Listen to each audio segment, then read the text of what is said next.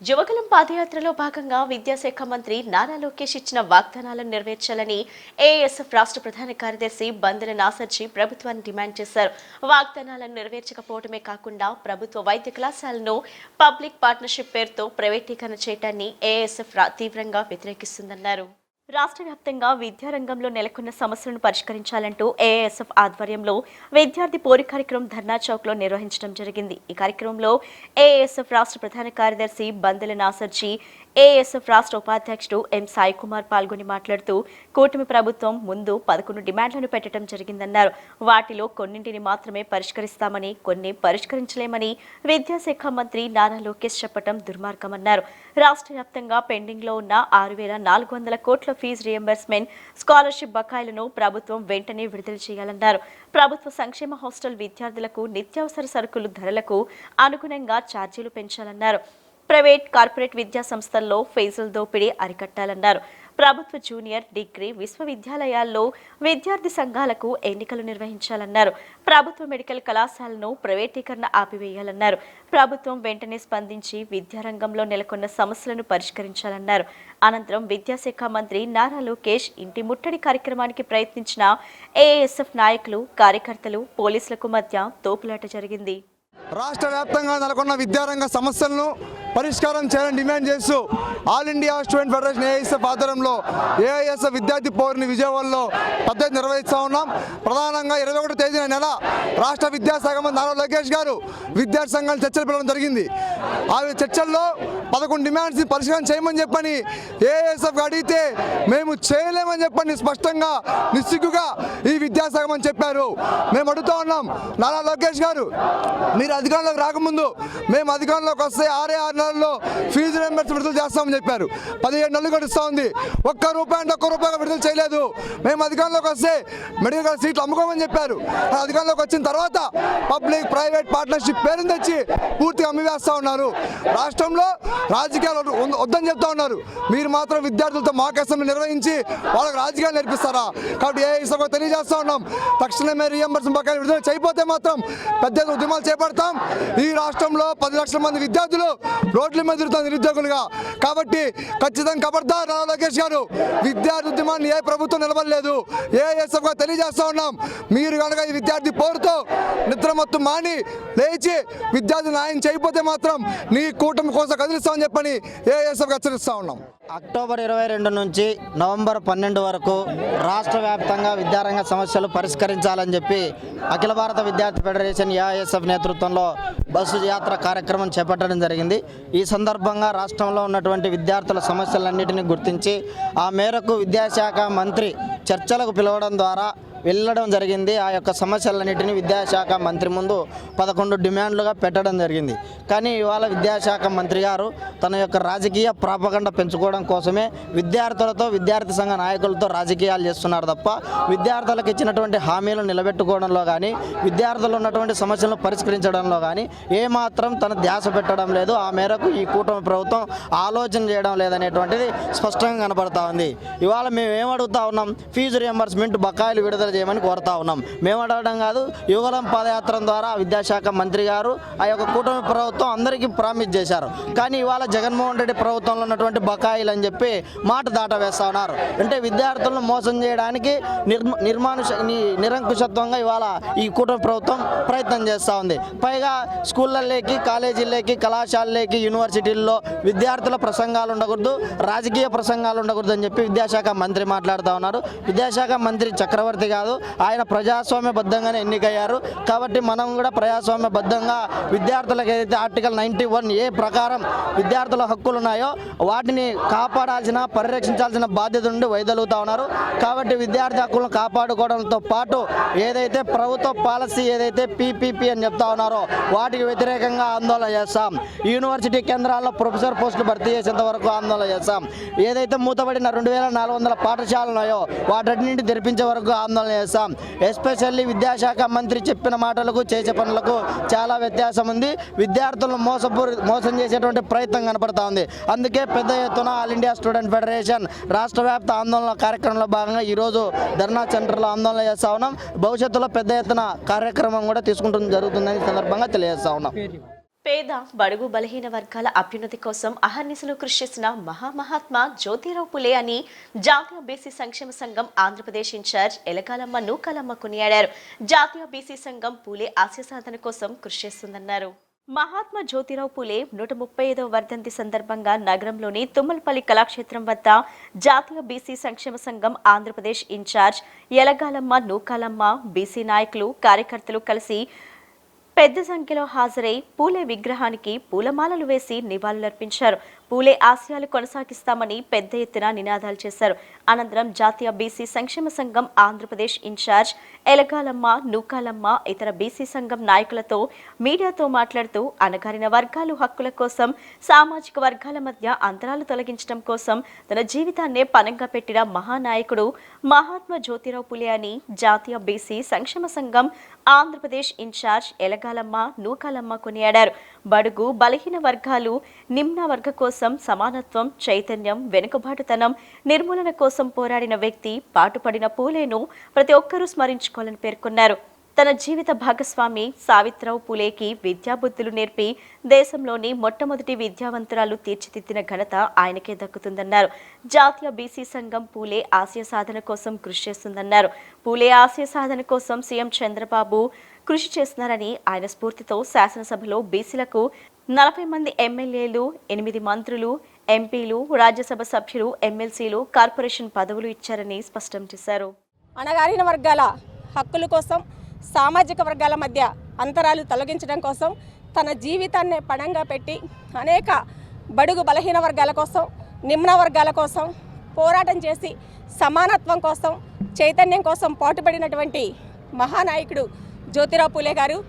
విద్యయే విలువైన సంపదని, విద్య లేకపోతే అవివేకం వల్ల అనైతికత వల్ల వెనకబాటుతనం వల్ల నిమ్న వర్గాలను అణిచివేస్తారనే ఆలోచనతో తన జీవిత భాగస్వామి అయినటువంటి సావిత్రిబాయి పూలే గారికి విద్యా బుద్ధులు నేర్పించి ఆమెను ఒక టీచర్గా ఈ దేశంలోనే మొట్టమొదటి ఉపాధ్యాయునిగా తయారు చేసి బడుగు బలహీన నిమ్న వర్గాల వారికి చదువు అనే జ్ఞానాన్ని అందించి చైతన్యవంతులవడానికి, ఈరోజు రాజ్యాధికారంలో వాటా సాధించడానికి కృషి చేసినటువంటి మహానుభావుడికి నివాళులర్పిస్తూ ఈ రోజున పూలే గారి ఆశయాలతో, పూలే గారి వారసులుగా మేమందరం కూడా మా జాతీయ అధ్యక్షులు ఆర్ కృష్ణయ్య గారు కానీ, మా రాష్ట్ర అధ్యక్షులు వైనాయసరావు గారు కానీ, మా టీం అంతా ప్రతి జిల్లాలో ఒక బలమైన నిర్మాణంతో ఏర్పాటు చేసుకొని పూలే గారి ఆశయాల కోసం పోరాడుతున్నాం. ఈరోజు విజయవాడలో పూలే గారి విగ్రహానికి పూలమాలలు వేసి నివాళులర్పిస్తూ 135వ వర్ధంతి చేసుకుంటున్నాము. మహాత్మా జ్యోతిరావు పూలే గారు సామాజిక విప్లవానికి నాంది పలికి మహిళలకి విద్య అవసరమని తమ భార్యని విద్యావంతురాలు చేసి ఉపాధ్యాయులుగా తీర్చిదిద్ది ఆవిడ చేత పలువురికి విద్య నేర్పి ఈ ఘనత పూలే గారికే దక్కింది. పూలే గారు మహాత్మా అని చెప్పి మనందరి ఆశయ సాధన కోసం, మనందరి కోసం ఆయన పనిచేసి ఎప్పుడో 135 ఏళ్ల క్రితమే ఆయన పోరాటం చేసిన వ్యక్తి. ఆ మహానుభావుడికి నివాళులు అర్పిస్తూ ఈరోజు బడుగు బలహీన వర్గాలు ఈరోజు విద్యగా కానీ ఆర్థికంగా కానీ ఈ మేరకైనా ముందుకు వచ్చినాయి అంటే మరి ఆ రోజు జ్యోతిరావు పూలే గారు మహారాష్ట్రలో ఒక మారుమూల గ్రామంలో జన్మించి ఆ రోజున్న పరిస్థితుల్లో వెనకబడి ఉన్న వాళ్ళని సమాజంలో చిన్నచూపు చూస్తున్న దాన్ని ఆయన గమనించి ఎలాగైనా సరే వీళ్ళందరికీ బడుగు బలహీన వర్గాలందరూ కూడా సమాజంలో గుర్తింపుతో పాటు ఆర్థికంగా, సామాజిక పరంగా, విద్యాపరంగా ఎదగాలని ఎన్నో ఉద్యమాలు చేయడమే కాకుండా ఆ రోజు సతీ సగమనం అనేది మన దేశంలో జరుగుతున్నప్పుడు ఎవరైతే భర్త చనిపోతే చిన్న వయసులోనే వాళ్ళ యొక్క భార్యలను కూడా చితుమంట మీద కాల్చేటటువంటి ఆ రోజు అటువంటి పరిస్థితుల నుంచి దాని మీద కూడా ఆయన పోరాడి మరి ఇలా ఎన్నో రకాలుగా కూడా ఈ బీసీ సామాజిక వర్గాలకు ఒక్కళ్ళకే కాదు, ఆయన అందరికీ కూడా భారతదేశంలో ఉన్నటువంటి స్త్రీలకు కానీ అందరికీ కూడా పాటుపడిన వ్యక్తి. ఆ మహనీయుంది ఈరోజు 135వ వర్ధంతి సందర్భంగా మా రాష్ట్ర అధ్యక్షురాలు ఇన్ఛార్జి గారు ఎలగాల నూకాలమ్మ గారు ఆధ్వర్యంలో ఈరోజు విజయవాడ తుమ్మలపల్లి కళాక్షేత్రంలో బాబాగా మన జ్యోతిరావు పూలే గారికి ఘనంగా నివాళులర్పించాం. కేంద్ర రాష్ట్ర ప్రభుత్వాల ఆదేశాల మేరకు నగరంలో పారిశుద్ధ్య సమస్యను పరిష్కరించడంతో పాటు దోమల నియంత్రణకు ప్రత్యేక చర్యలు తీసుకోవాలని ఆదేశాలు జారీ చేయడంతో నగరపాలక సంస్థ అధికారులు దోమల నియంత్రణ కోసం ప్రజలకు అనేక అవగాహన కార్యక్రమాలు నిర్వహిస్తున్నారు. కాలువలో మురుగునీరుతో పాటు చెత్త చెదారం లేకుండా పరిశుభ్రంగా ఉంచుకునే బాధ్యత చుట్టుపక్కల నివాసం ఉంటున్న ప్రజలు తీసుకోవాలని కోరుకున్నారు. దోమల వల్ల కలిగే వ్యాధుల నుండి నివారణ కొరకు ఫ్రైడే డ్రై డే నిర్వహణతో ప్రజలకు అవగాహన కల్పించాలని విజయవాడ నగరపాలక సంస్థ కమిషనర్ ధ్యాన్ చంద్ర ఆదేశాల మేరకు వేఎంసీ కాలనీ ప్రాంతాల్లో ఫ్రైడే డ్రై డే కార్యక్రమాన్ని నిర్వహించి ప్రజలు దోమల బారిన పడకుండా ఉండేందుకు వేఎంసీ సిబ్బంది అవగాహన కల్పించారు.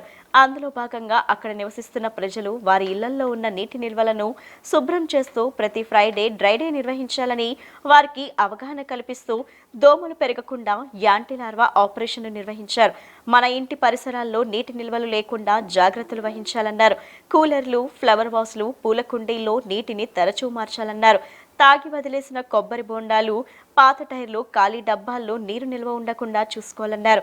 ఇంటి కిటికీలు, తలుపులకు దోమతెరలు వాడటం ద్వారా దోమకాటు నుండి రక్షణ పొందవచ్చునని అవగాహన కల్పించారు. డెంగ్యూ మరియు మెదడువాపు మొదలగు వ్యాధులు దోమల ద్వారా వ్యాప్తి చెందును. కాబట్టి దోమలు గుడ్లు పెట్టే ప్రదేశాలను గుర్తించి వాటిని నిర్మూలించాలి. ప్రతి శుక్రవారం డ్రై డే పాటించండి. దోమకాటు ద్వారా వచ్చే వ్యాధులను దూరం చేయండి.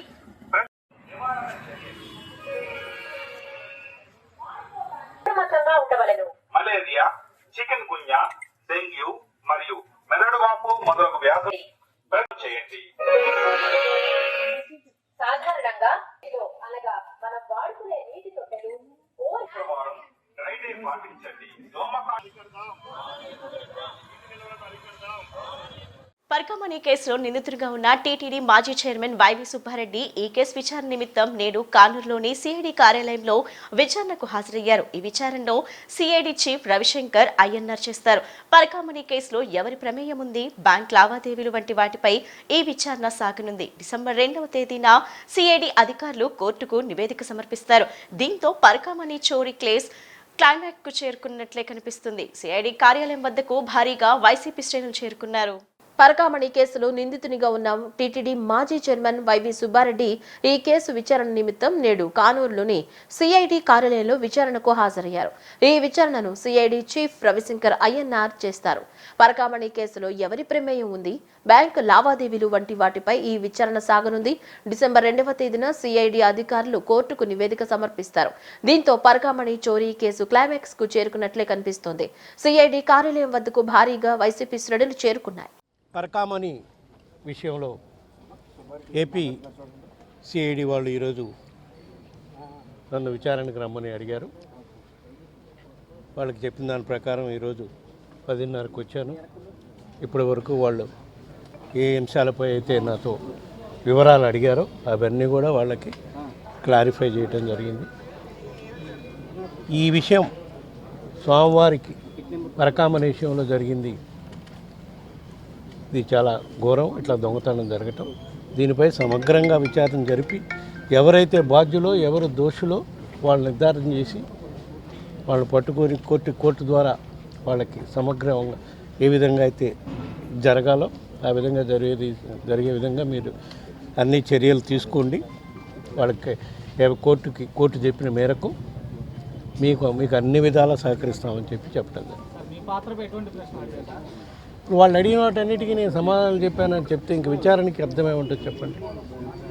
వాళ్ళు విచారణ చేస్తున్నారు, వాళ్ళు అడిగిన వాటన్నిటికీ నేను సమాధానం చెప్పడం జరిగింది. ఒక్కటి మాత్రం చెప్తాను, నేను మీ హయాంలో జరిగింది ఇది, దానివల్ల మిమ్మల్ని పిలవాల్సి వచ్చింది అన్నారు. జరిగిన మాట ఇప్పుడు తర్వాత నేను మా పీరియడ్ అయిపోయినాకనే నా దృష్టికి వచ్చింది. దీన్ని బయటికి రాకుండా ఎవరు తొక్కిపెట్టారో, అధికారులా, దానికి విజిలెన్స్ డిపార్ట్మెంటా, వాళ్ళు ఎవరు అనేది నిర్ధారణ చేయాల్సింది మీరు తేల్చినాక కోర్టు ఏ విధంగా నిర్ణయిస్తే దాని ప్రకారం చర్యలు తీసుకుంటే రాబోయే రోజుల్లో కూడా ఇది మంచి ఇదిగానే ఉంటుంది. కాకపోతే దీన్ని పొలిటికల్ రంగాల మీద కార్యక్రమం చేయొద్దు. సుబ్బారెడ్డిని పిలిచాము, కరుణాకర్ రెడ్డిని పిలిచామని మీడియాల్లో కొట్టే కార్యక్రమం చేయకుండా నిజంగా సిన్సియర్గా మీరు చేసే కార్యక్రమం అయితే మంచి కార్యక్రమే, దోషులను తేల్చే కార్యక్రమం చేయండి అని చెప్పడం. టీటీడీ వేదికగా పరకామణికి సంబంధించి లడ్డూకి సంబంధించి జరుగుతున్నటువంటి ప్రచారం వరుసగా దీన్ని రాజకీయంగా మార్చి చేస్తున్నటువంటి విమర్శలు మీరు ఎట్లా చూస్తారు సార్? అదే చాలా దారుణం అని చెప్పే కదా. టీటీడీ లడ్డు విషయంలో కానివ్వండి, పరకామణి విషయంలో కానివ్వండి, కేవలం మా ప్రభుత్వం టైంలో జరిగినాయి కాబట్టి మమ్మల్ని అందరినీ జోషులుగా చిత్రించే కార్యక్రమం చేస్తున్నారు. ఇది మంచి పద్ధతి కాదు అని చెప్పడం జరిగింది. నిజంగా మీరు ఎంక్వైరీలు చేస్తున్నారు కాబట్టి దోషులు ఎవరో తేల్చండి, వాళ్ళ కోర్టు ద్వారా శిక్షలు పడేటట్టు చర్యలు తీసుకోండి. దానికి మేము సహకరిస్తామని చెప్తున్నాం కదా. అక్కడ లడ్డు విషయంలో సిట్కి కానీ, ఇక్కడ పరకామణి విషయంలో సిఐడికి కానీ మేము సహకరిస్తామని చెప్తున్నాం. వాళ్ళని దాన్ని తేల్చనియండి. అందుకే మనం సహకరిస్తున్నాం. మనం తప్పు చేస్తుంటే వాళ్ళకి ఎందుకు ఆ విధంగా సహకరిస్తామని చెప్తాం.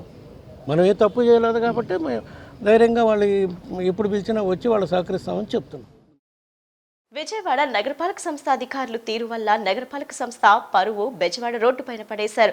ఓ మహిళా పారిశుద్ధ్య ఉద్యోగి పట్ల కార్పొరేషన్ అధికారులు నిర్లక్ష్యంగా వ్యవహరించడంతో పాటు గత 8 నెలల నుండి జీతం ఇవ్వకుండా ఒంటరి మహిళలను తీవ్ర ఇబ్బందులకు గురిచేస్తున్నారని ఏఐటీయూసీ మున్సిపల్ వర్కర్స్ యూనియన్ ప్రధాన కార్యదర్శి రాజా ఆవేదన వ్యక్తం చేశారు. పశ్చిమ నియోజకవర్గం నుండి 47వ డివిజన్లో పారిశుద్ధ్య కార్మికురాలిగా పనిచేస్తున్న అన్నవరపు వీరమ్మ మహిళకు గత 8 నెలల నుండి జీతం చెల్లించడం లేదని నగరపాలక సంస్థ కమిషనర్ దృష్టికి తీసుకువెళ్లడం జరిగింది. పారిశుద్ధ్య కార్మికురాలకి జీతం చెల్లించాలని అధికారులకు కార్పొరేషన్ కమిషనర్ ఆదేశాలు జారీ చేసినా ఇంతవరకు జీతం ఇవ్వడం లేదని ఆరోపించారు. పారిశుద్ధ్య కార్మికురాలకు పెండింగ్ జీతం చెల్లించాలని డిమాండ్ చేస్తూ కార్పొరేషన్ ఎదుట ఏఐటీయూసీ ఆధ్వర్యంలో మౌన నిరసన చేపట్టారు. విజయవాడ నగరపాలక సంస్థ అధికారులు తీరు వల్ల నగరపాలక సంస్థ పరువు బెజవాడ రోడ్డుపైన పడేశారు. ఓ మహిళా పారిశుద్ధ్య ఉద్యోగి పట్ల కార్పొరేషన్ అధికారులు నిర్లక్ష్యంగా వ్యవహరించడంతో పాటు గత 8 నెలల నుండి జీతం ఇవ్వకుండా ఒంటరి మహిళలను తీవ్ర ఇబ్బందులకు గురిచేస్తున్నారని ఏఐటీయూసీ మున్సిపల్ వర్కర్స్ యూనియన్ ప్రధాన కార్యదర్శి రాజా ఆవేదన వ్యక్తం చేశారు. పశ్చిమ నియోజకవర్గం నుండి 47వ డివిజన్లో పారిశుద్ధ్య కార్మికురాలిగా పనిచేస్తున్న అన్నవరపు వీరమ్మ మహిళకు గత 8 నెలల నుండి జీతం చెల్లించడం లేదని నగరపాలక సంస్థ కమిషనర్ దృష్టికి తీసుకువెళ్లడం జరిగింది. పారిశుద్ధ్య కార్మికురాలకి జీతం చెల్లించాలని అధికారులకు కార్పొరేషన్ కమిషనర్ ఆదేశాలు జారీ చేసినా ఇంతవరకు జీతం ఇవ్వడం లేదని ఆరోపించారు.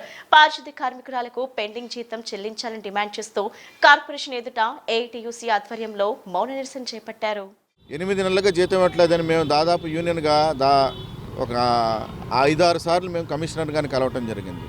కమిషనర్ గారు కింద స్థాయి అధికారులకి ఇదేంటి ఇంత మట్టుకు జీతం ఇవ్వకపోవటం, ఇది చాలా అన్యాయం అని ఆయనే సారే అధికారులకు వెంటనే నాకు అమ్మాయికి జీతం ఇచ్చేలాగా చూడాలని చెప్పేసి ఇప్పుడు 5-6 సార్లు కింద స్థాయి అధికారులను పిలిపించి మాట్లాడటం జరిగింది. కానీ ఇప్పటి వరకు కూడా అధికారులు మరి పట్టించుకోవట్లేదు. పైపెచ్చు పట్టించుకోకపోగా జీతం ఇవ్వటం కాకుండా 2 రోజులు మట్టి కమిషనర్ గారి దగ్గరికి ఎందుకు వెళ్ళావు, నువ్వు పనిలోకి కూడా రాక్కర్లేదు, నీ పని కూడా నీకు తీసేసామని చెప్పేసి పని కూడా ఆఫ్ చేశారు. అంటే కమిషనర్ గారు ఇక్కడ మరి నగరపాలక సంస్థలో ఆయన ఉత్తర్వులు ఇచ్చినా కానీ ఏ విధమైన ఉత్తర్వులు కూడా కింద స్థాయి అధికారులు పట్టించుకోవట్లేదు.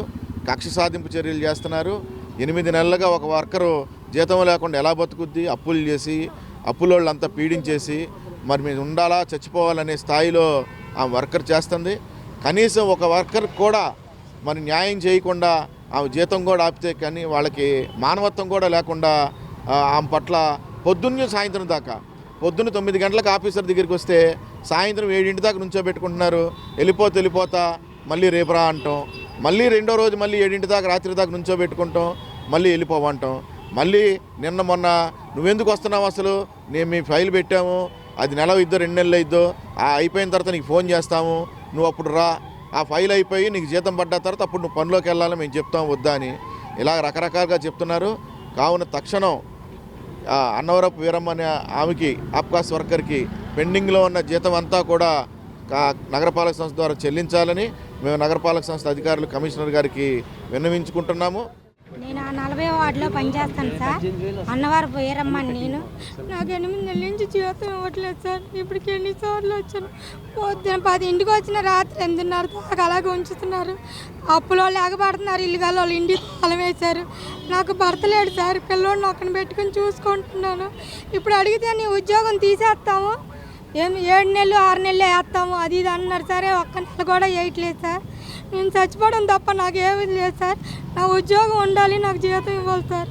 లేదంటే నేను చనిపోతాను సార్. నాకు ఏ దిక్కు దిమానం లేదు sir. Vijayawada municipal workers and union CITU అనుబంధ సంఘాల 11వ మహాసభ 600 మంది ప్రతినిధులతో జరిగిందని యూనియన్ గౌరవ అధ్యక్షులు దొనిపూడి కాశీనాథ్ తెలిపారు. కొత్త కమిటీకి అధ్యక్షుడిగా ప్రవీణ్ ని ఎన్నుకున్నట్లు చెప్పారు. ఈ సభలో పలు కార్మిక సమస్యలపై చర్చించినట్లు తెలిపారు. వీటిలో ముఖ్యంగా నగరపాలక సంస్థలో కార్మికులపై అధిక పనిభారం తగ్గించాలని, పార్క్ సెక్షన్ కార్మికుల సమస్య పరిష్కరించాలని, వాటర్ సప్లై శాఖలో ప్రతి సర్కిల్ కి 50 మంది కొత్త కార్మికులను తీసుకోవాలని నిర్ణయించినట్లు చెప్పారు.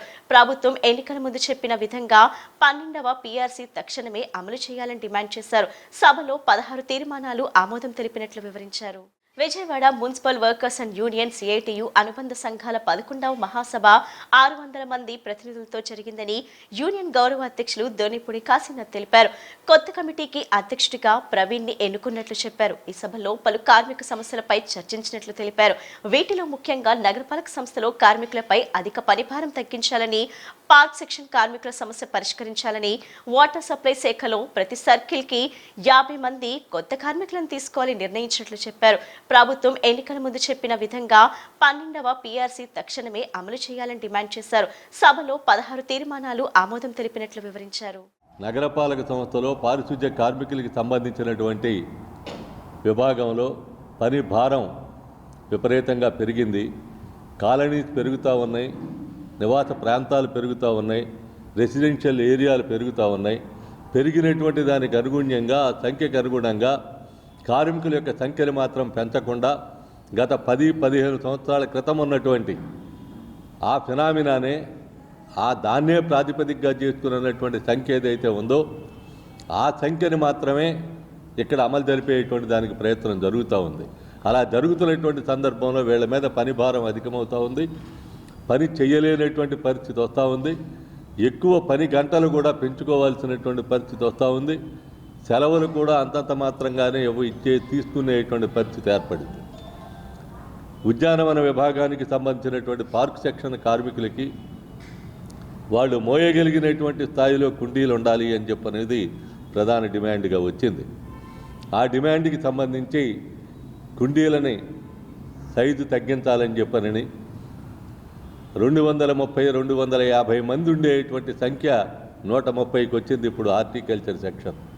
కాబట్టి ఈ సంఖ్యను మళ్ళీ తిరిగి 100 మంది కార్మికులకి అదనంగా ఇచ్చేటువంటి దానికి పెంచాలి అని చెప్పనేటువంటి ఉద్దేశంతో మహాసభ తీర్మానించింది.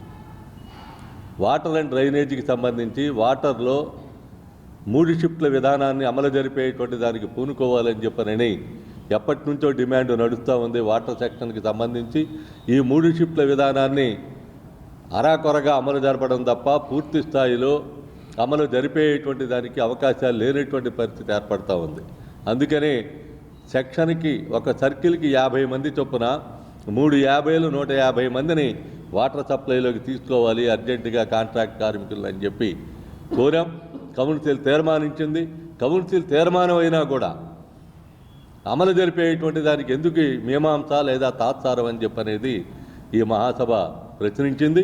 అందుకని దాన్ని తక్షణం అమలు జరపాలి అని చెప్పనేటువంటి డిమాండ్ని ముందుకు తీసుకొస్తా ఉంది. గత 40 ఏళ్లుగా దుర్గమ్మ సేవలో తరిస్తున్నట్లు ఆరెళ్ల రాము గురుభవాని తెలిపారు. ప్రతి ఏటా వందలాది మందితో భవానీ మాలలు ధరింపచేస్తున్నామని తెలిపారు. విజయవాడ నగరంలోనే కాక పొరుగు ప్రాంతాల్లో సైతం భవానీ భక్తులతో పూజా కార్యక్రమాలు జరిపిస్తున్నామని వివరించారు.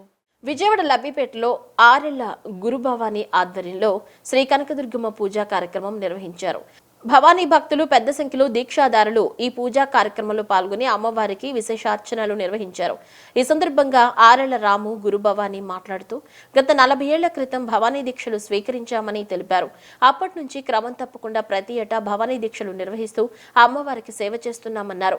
గురు భవానీ పీఠం ఆధ్వర్యంలో విజయవాడ నగర వ్యాప్తంగా అనేక ప్రాంతాలకు వెళ్లి గురు భవానీగా అమ్మవారికి పూజలు జరిపిస్తున్నామన్నారు.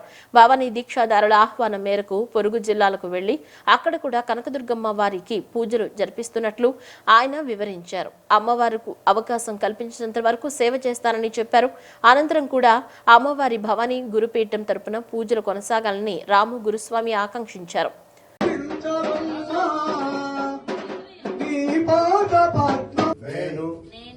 అనుబడే నీ పాద సేవకురాలని ఆదిలక్ష్మి నీ నామకరణ నీ ఆడపడుచు లక్ష్మీదేవి నామకరణతో ఆదిశక్తిగా ఆదిలక్ష్మిగా నామకరణ చేసి నేను ఈరోజు నీ సన్నిధానంలో గురుభవాని లబ్బీపేట శిష్య బృందం పీఠంలో శుక్రవారం నాడు పవిత్రముగా గురు భవానీ చేత మంత్ర పుష్పం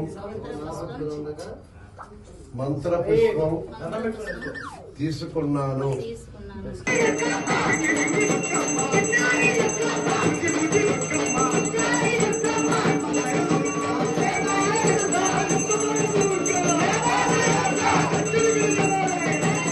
నేను 11 నెల 1986లో మాలాధారణ శుభ సంకల్పంతో స్టార్ట్ చేశాను. అక్కడి నుంచి ఈ రోజుకి 40వ సంవత్సరంగా అమ్మవారికి కార్యక్రమాలు చేసుకుంటూ ప్రతి సంవత్సరం చేసుకుంటూ అమ్మకి అనుగ్రహంతోనే నేను ఇప్పటి వరకు కూడా అరల రామ గురుభావనిగా అమ్మవారి పాద సేవకునిగా నేను ఆ తల్లికి సేవలు చేస్తున్నాను. ఏ జన్మలో చేసుకున్న పుణ్య ఫలమో నేను నా తల్లిదండ్రులు నాకు జన్మనిస్తే అమ్మవారి పాద సేవ చేసే భాగ్యము కల్పించింది ఆ తల్లి. ఈ శిష్యులందరూ కూడా ప్రతి సంవత్సరం కూడా చక్కగా మాలాధారణ చేసి వారి ఇంటిళ్ళపాది అమ్మవారి అనుగ్రహ కటాక్షం ఎల్లవేళలా ఉండాలని మనస్ఫూర్తిగా కోరుకుంటూ మా యొక్క లబ్బీపేట గురు పీఠం చక్కగా ఇప్పటి వరకు నడిచింది. మునుముందుగా నేను ఉన్నా లేకపోయినా నా శిష్యులు అనేవాళ్ళు ఆరెల్ల రాము గురు భవానీ గారి పూజ అడుగు జాడల్లో నడవాలని నేను మనస్ఫూర్తిగా ఆశిస్తున్నాను. జై భవానీ, జై జై భవానీ. ఇప్పుడు నేను 40వ సంవత్సరంలోకి అడుగు పెడుతున్న శుభాకాంక్షలుగా నా శిష్యులందరికీ అలాగే భక్త జనాలందరికీ కూడా నా హృదయపూర్వక శుభాకాంక్షలు తెలియపరుస్తున్నాను. బందర్ రోడ్లోని వేగా జ్యువెలర్స్ లో వేగా భారత్ ఇన్ స్టోర్ ఎగ్జిబిషన్ ఏర్పాటు చేశారు. ఈ ఎగ్జిబిషన్ లో అధునాతన బంగారు వజ్రాభరణాలను ప్రదర్శనకు ఉంచారు. ఈ సందర్భంగా ఈ నెల 28 నుంచి డిసెంబర్ 2వ తేదీ వరకు ఖాతాదారుల కోసం ప్రత్యేక ఆఫర్లను ప్రకటించారు. మేకింగ్ ఛార్జీలు, మజూరీ, తరుగుపై ప్రత్యేక ఆఫర్లను ప్రకటించారు. ఈ ఆఫర్లను సద్వినియోగం చేసుకోవాలని mega jewellers Vijayawada store manager Kiran తెలిపారు. బందర్ రోడ్ బృందావన్ కాలనీలో గల వేగా జ్యువెలరీలో ఏర్పాటైన వేగా భారత్ ఇన్ స్టోర్ ఎగ్జిబిషన్ సందర్శకులను మంత్రముగ్ధులను చేస్తుంది. అధునాతన వెరైటీలతో బంగారు వజ్రాభరణాలను ఈ ప్రదర్శనలో ఉంచారు. ఈ ఎగ్జిబిషన్ పురస్కరించుకొని ఖాతాదారుల కోసం ప్రత్యేక ఆఫర్లను అందుబాటులోకి తెచ్చారు. ఈ సందర్భంగా Vega jewellery Vijayawada store manager Kiran, digital manager Deepti మాట్లాడుతూ ఈ నెల 28 నుంచి డిసెంబర్ 2వ తేదీ వరకు ఈ ప్రదర్శన ఉంటుందన్నారు. ఎలాంటి తరుగు ఛార్జీలు, మజూరీ లేకుండా పోల్కి ఆభరణాలను ఈ ఎగ్జిబిషన్లో కొనుగోలు చేయవచ్చునని తెలిపారు. వజ్రాలు క్యారెట్ 50,000 రూపాయలకే అందిస్తున్నామని స్పష్టం చేశారు. బంగారు ఆభరణాలపై తరుగులో 50% తగ్గింపు ఇచ్చామని వివరించారు. ఈ అవకాశాన్ని విజయవాడ పరిసర ప్రాంత ప్రజలంతా వినియోగించుకోవాలని వారు కోరారు. నమస్తే అండి, నా పేరు కిరణ్, ఫ్లోర్ మేనేజర్ అండి వేగా జ్యువెలర్స్ విజయవాడ స్టోర్లో. మనకి ఈ నెల 28వ తారీఖు నుంచి వచ్చే నెల 2వ తారీఖు వరకు విజయవాడ స్టోర్లో వేగా ఆభరణ ఇన్ స్టోర్ ఎగ్జిబిషన్ స్టార్ట్ చేసామండి. ఈ ఎగ్జిబిషన్లో ఏంటంటే లేటెస్ట్ కలెక్షన్లు, డిజైన్లతో పాటు ప్లస్ అందరికీ అందుబాటులో ఉండే వేస్టేజ్లు ఇవ్వాలని చెప్పి వేస్టేజ్లో 50% డిస్కౌంట్ ఇస్తున్నాం అన్ని బంగారపు ఆభరణాల మీద. అదే డైమండ్లో కూడా క్యారెట్ 50,000 రూపాయలకే మనం అందిస్తున్నాం.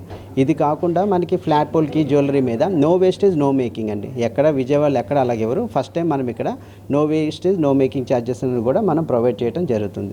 దయచేసి ఈ ఆఫర్ని అందరూ సద్వినియోగం చేసుకొని ఒకసారి స్టోర్ విజిట్ చేస్తారని కోరుకుంటున్నాను. అందరికీ నమస్కారం, నా పేరు దీప్తి అండి. వేగా జ్యువెలర్స్ విజయవాడ.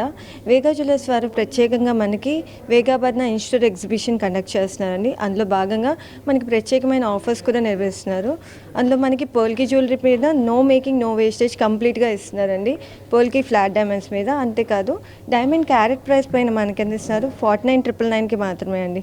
దాంతోపాటు మనం ఎంటైర్ గోల్డ్ జ్యువెలరీ పైన మనకు అందిస్తున్నారు ఫ్లాట్ వేస్టేజ్ మీద ఫ్లాట్ 50% ఆఫ్ ఇస్తున్నారు. సో ఈ ఆఫర్ని అందరూ సద్వినియోగం చేసుకోవాలని కోరుకుంటూ అందరూ విచ్చేసి మన స్పెషల్ కలెక్షన్ కూడా ఒకసారి చూడాల్సిందిగా కోరుకుంటున్నాం.